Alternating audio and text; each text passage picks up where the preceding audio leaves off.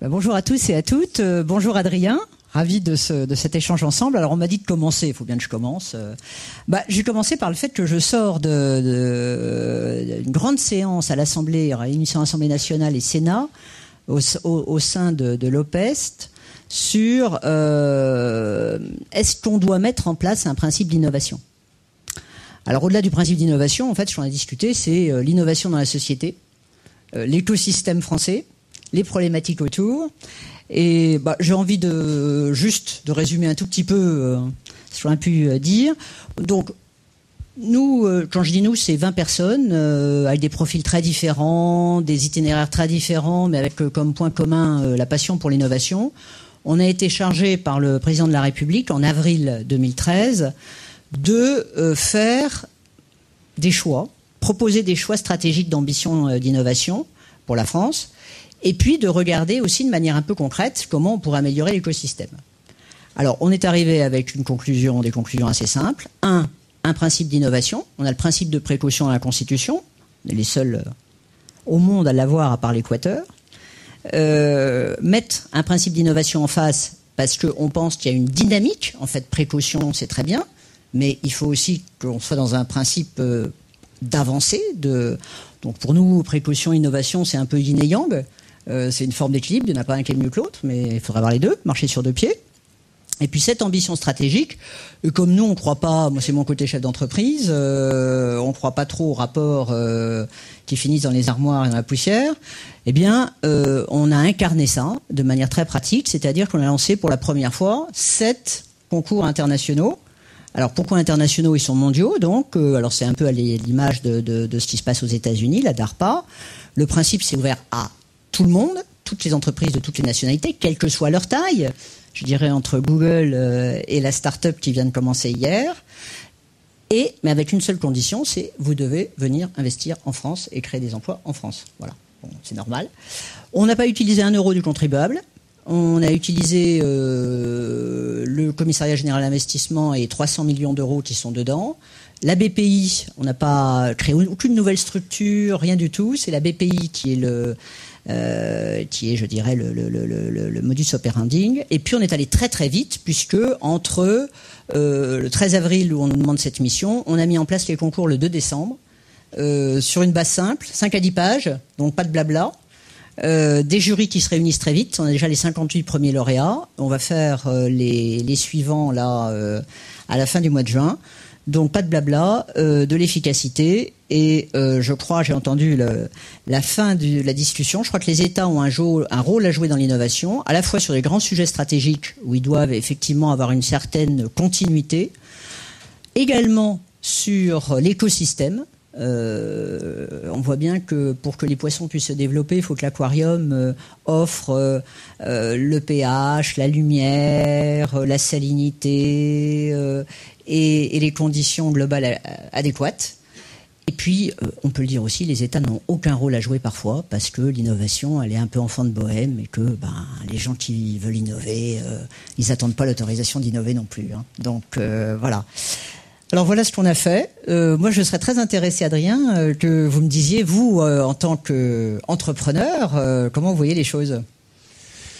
Alors écoutez, moi j'ai le sentiment, notre aventure a 4 ans chez KissKissBankBank, moi je vais avoir 30 ans la semaine prochaine. Quand on a commencé cette aventure, on parlait pas de crowdfunding, on parlait pas de finance participative, on parlait pas de sociofinancement pour les Québécois, on n'avait pas mis de mots sur ce qu'on était en train d'inventer. Et en 4 ans, nous arrivons à un moment où on va avoir un cadre législatif pour notre marché et pour notre innovation. Donc finalement, les choses vont très vite. À 4 ans, quand on a les mains dedans, et au quotidien, ça nous paraît très long, mais finalement, c'est assez rapide. J'ai le sentiment, même si on n'a jamais rien demandé à l'État, même si on n'a jamais été en demande ou en dépendance et qu'on s'est financé avec des fonds d'investissement, avec des business angels, avec des fonds finalement privés, j'ai quand même le sentiment que la France est dotée de beaucoup d'aides, de beaucoup de systèmes d'accompagnement pour l'entrepreneuriat, et d'une certaine manière, on est un pays qui a une bonne dynamique sur ce sujet-là. Et comme peut le rappeler très régulièrement Arnaud Montebourg, on est un pays qui a inventé déjà énormément de choses. Donc il y a une créativité, le mot entrepreneur est un mot français, nous avons une dynamique et des cadres qui nous permettent de faire des choses. Néanmoins, ce que je ressens au quotidien, c'est que j'ai presque l'impression que notre problème est de l'ordre de l'ambition ou du rêve. Et je vais reprendre un exemple très souvent cité par Fred Mazzella, qui est le fondateur de Blablacar, qui est une très belle start-up française et qui a très vite su se développer à l'international pour devenir un grand leader dans le monde. Il raconte très souvent que le problème de notre pays, c'est sa taille. Et il explique que, d'une certaine manière, vous me passerez l'expression, on a le cul entre deux chaises. Notre pays est pas assez grand et pas assez petit pour avoir une ambition mondiale immédiate. C'est-à-dire que quand on est français, en tant qu'entrepreneur, mais aussi les fonds d'investissement qui nous accompagnent, nous demandent en priorité de devenir leader français. Et quand on est leader français, on nous dit c'est bien, maintenant on va investir pour que vous deveniez leader européen. Et puis une fois qu'on est leader européen, on ne peut plus devenir leader mondial puisque le temps fait qu'on a été doublé par d'autres acteurs, très souvent venus des États-Unis ou venus de tout petits pays, souvent de Scandinavie. Donc quand on se développe aux États-Unis, on arrive tout de suite avec une masse critique évidente et on est dans un pays qui a une aura par rapport au monde entier qui fait qu'on devient évidemment leader de son secteur. Quand on est en Suède et qu'on s'appelle Daniel Ek et qu'on développe Spotify, on n'essaye pas de faire la plateforme de streaming leader en Suède, ce serait bien trop petit comme ambition, on devient tout de suite la plateforme de streaming leader dans le monde. Donc, il y a un problème d'ambition d'entrepreneur, d'ambition d'investisseur. Et je pense d'ailleurs qu'on pourrait agrandir cette problématique et en faire presque une problématique française, et pas simplement dans l'entrepreneuriat, parce que on s'est peut-être englué pendant des années et des années, et j'en reviendrai par la suite à la base qui vient pour moi de l'éducation, de l'école. Et cette école ne nous permet pas d'avoir des rêves. Et moi, je suis d'une génération où j'ai entendu parler d'égalité des chances pendant toute mon enfance, de la bouche des politiques. Et aujourd'hui, j'ai le sentiment que cette égalité des chances, ce n'est plus réellement une problématique française. Ça peut être une problématique aux États-Unis, par exemple. Mais notre problématique à nous est bien plus grave et bien plus ancrée. Et je pars du principe qu'on est dans un manque d'égalité des rêves. Et là, il y a pour moi une vraie problématique. Et est-ce que c'est l'entrepreneuriat qui peut changer les choses ? Je pense que c'est plus à l'école d'être modifiée et réformée pour qu'on puisse fabriquer des entrepreneurs culottés, ambitieux, pour pouvoir avoir des business qui rayonnent à travers le monde. Alors moi, je suis totalement d'accord avec vous, Adrien. Je pense qu'effectivement, d'abord, on a un rapport à l'échec en France qui est un échec stigmatisant. C'est-à-dire qu'au lieu, et ça commence à l'école, au lieu de considérer qu'un échec, d'abord ça fait partie de l'apprentissage et que c'est une étape classique, normale, et où on peut justement en apprendre plus et ne pas refaire les mêmes erreurs derrière. L'échec, c'est vous perdez la face et donc vous êtes quelque part exclu. Et ça commence dans les dictées petits. Alors je suis très contente parce qu'on s'est beaucoup battu là-dessus, mais ça semble évoluer à l'éducation nationale. Jusqu'à présent, on compte les fautes. Vous avez une dictée de 100 mots, 4 fautes. Vous avez 4 sur 20 et donc vous êtes très mauvais. Et celui qui a 5 fautes ou 6 fautes ou 7 fautes ou 15 fautes, c'est la même chose. Il a 0, il est nul. Aux États-Unis, au Brésil, dans les pays scandinaves, on compte dans la dictée de 100 mots les mots justes. Et vous avez, formidable, 85 mots justes. Et 88, 90. Donc vous n'êtes plus dans les abysses de profondeur où de toute façon on ne vous compare plus, vous êtes nul. Vous êtes dans le progrès possible. Et vous êtes dans l'acquisition possible.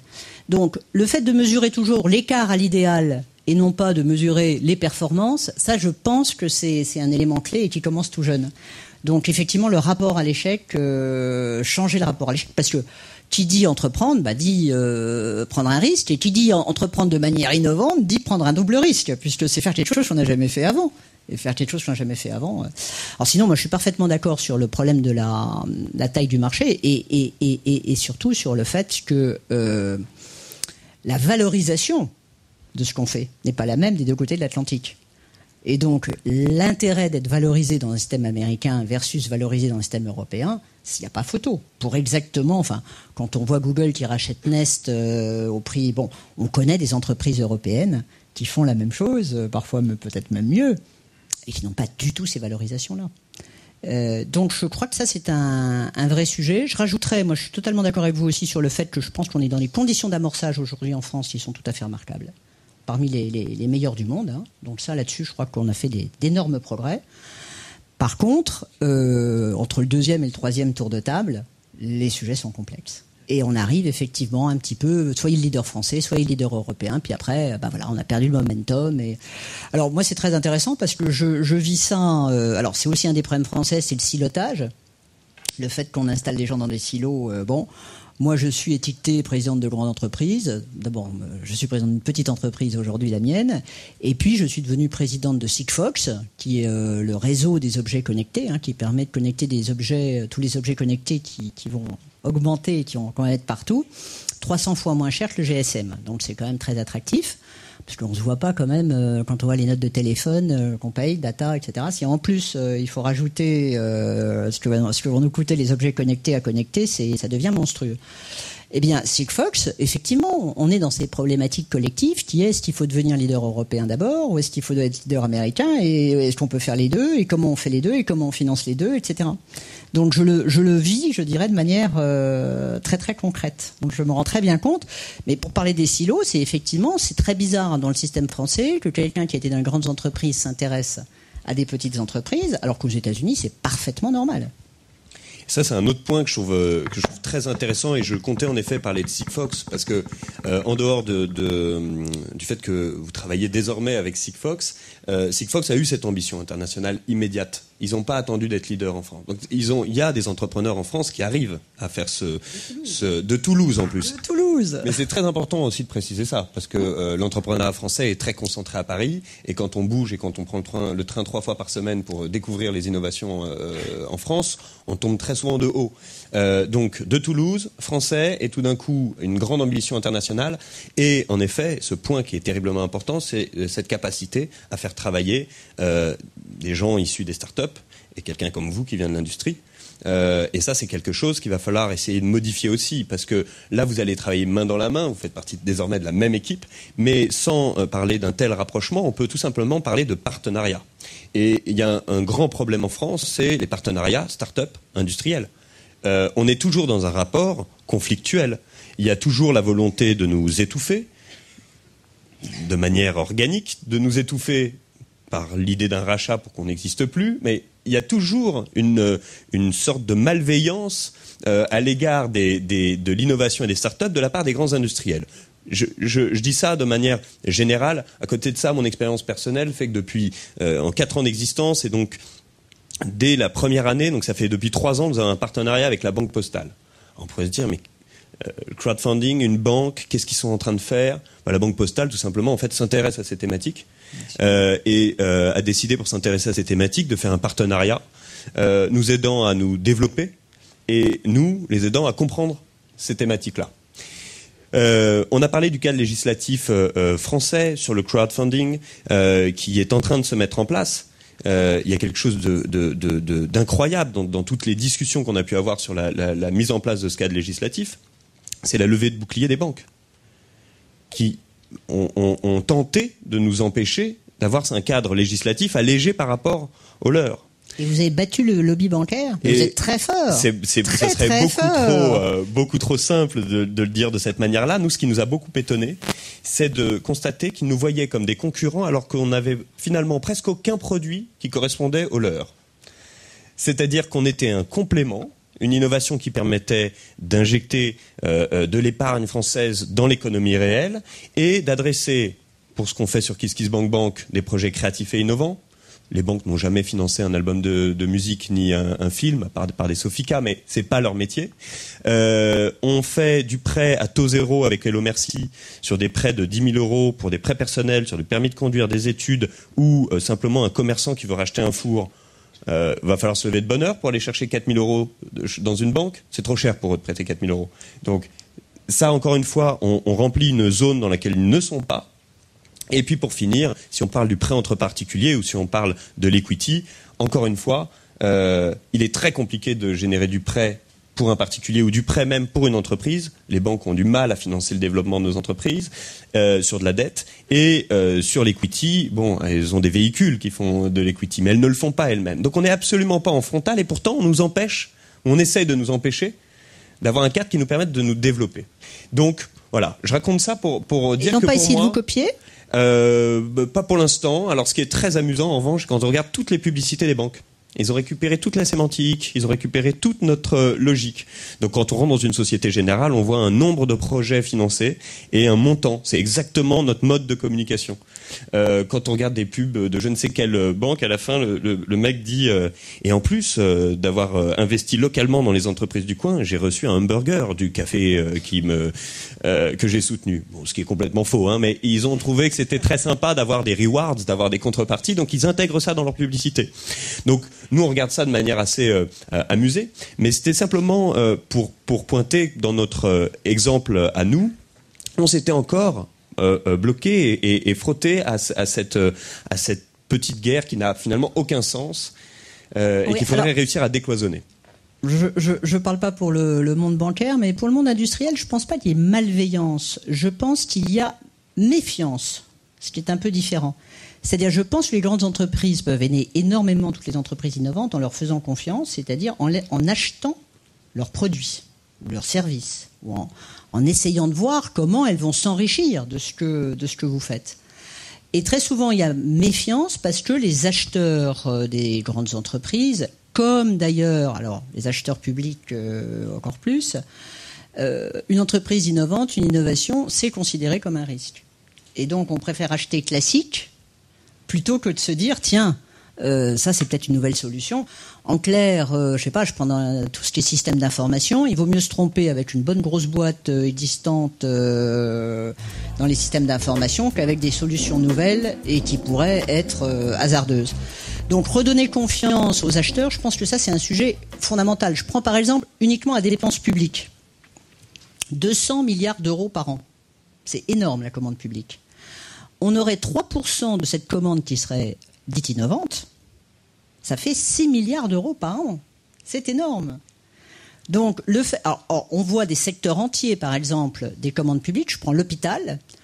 Les acheteurs dans les hôpitaux ont l'interdiction d'acheter quelque chose qui n'a pas un concurrent direct. Par définition, quand vous êtes innovant, vous n'avez pas de concurrent. Donc, ils n'ont pas le droit de prendre les innovations. Comment est-ce qu'on peut essayer de faire bouger ? Alors c'est ce qu'on est en train de faire avec le médiateur des entreprises, etc. Vous allez me dire, c'est dérisoire. Non. Si on arrive à faire passer les 3% d'achats innovants dans les 200 milliards de l'État, ça fait une énorme différence dans l'écosystème à la fin pour les entreprises innovantes. Et je dis en particulier dans le domaine de la santé. Moi j'ai vu des entreprises absolument fantastiques, Monakea, Hightech, qui permettent de faire des économies considérables et qui permettent surtout de ne pas être intrusives sur le corps. Donc c'est économie de temps, de moyens pour la personne avec des diagnostics beaucoup plus précis. Eh bien, ils sont en France, ils ont des personnels en France et ils sont reconnus en dehors de France. C'est quand même un paradoxe épouvantable. Alors on a entendu le petit jingle qui nous explique qu'il ne reste plus que très peu de temps et je voulais ouvrir finalement ce sujet de l'innovation et de l'entrepreneuriat pas simplement au monde de l'entreprise mais finalement à toute la population française. C'est-à-dire qu'aujourd'hui l'entrepreneuriat c'est aussi l'entrepreneuriat dans la culture, aussi l'entrepreneuriat dans l'éducation, aussi l'entrepreneuriat dans nos vies à tous les uns les autres.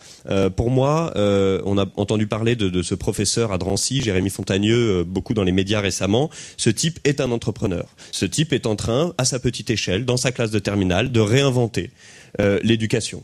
Donc l'empowerment, toutes ces plateformes aussi d'économie collaborative sont des nouveaux champs des possibles qui permettent à chacun d'une certaine manière d'aller au bout de ses idées, d'entreprendre.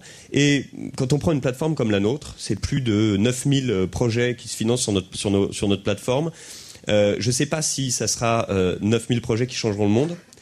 En revanche, le fait que ces 9000 projets puissent se faire grâce à ce nouveau champ des possibles génère une énergie et un développement personnel qui est extrêmement bénéfique pour notre pays.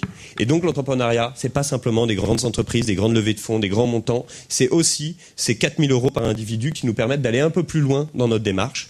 Et pour moi, ça contribue à l'horizontalisation et à l'émancipation de chacun d'entre nous.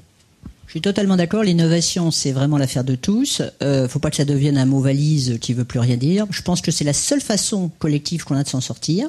Parce que quand on regarde, on va pas concurrencer les pays émergents, ni sur le niveau des salaires, des charges sociales, des retraites, des normes environnementales. Donc c'est sur l'innovation. Donc et ils l'ont compris eux aussi. Tout le monde se bouge dans le monde là-dessus. Donc je crois qu'on a de formidables chances, contrairement à ce que on passe son temps à dire et à se gratter le nombril en se lamentant. On a des capacités, on a un foisonnement formidable. Alors, je suis d'accord que tout ne vient pas des grandes entreprises, mais ce qu'il faudrait aussi, c'est qu'on ait des petites entreprises qui deviennent grandes. C'est-à-dire que nos petits poissons, alors bien sûr, certains mangeront d'autres, mais enfin qu'à la fin, on arrive avec des gros poissons venant de choses très innovantes. Et jusqu'à présent, c'est vrai qu'on les compte sur les doigts de la main. Et moi, c'est tout le mal que je vous souhaite. Et ça, ce qui est très amusant, c'est que quand on regarde les profils LinkedIn de tous les jeunes entrepreneurs, ils écrivent « serial entrepreneur ».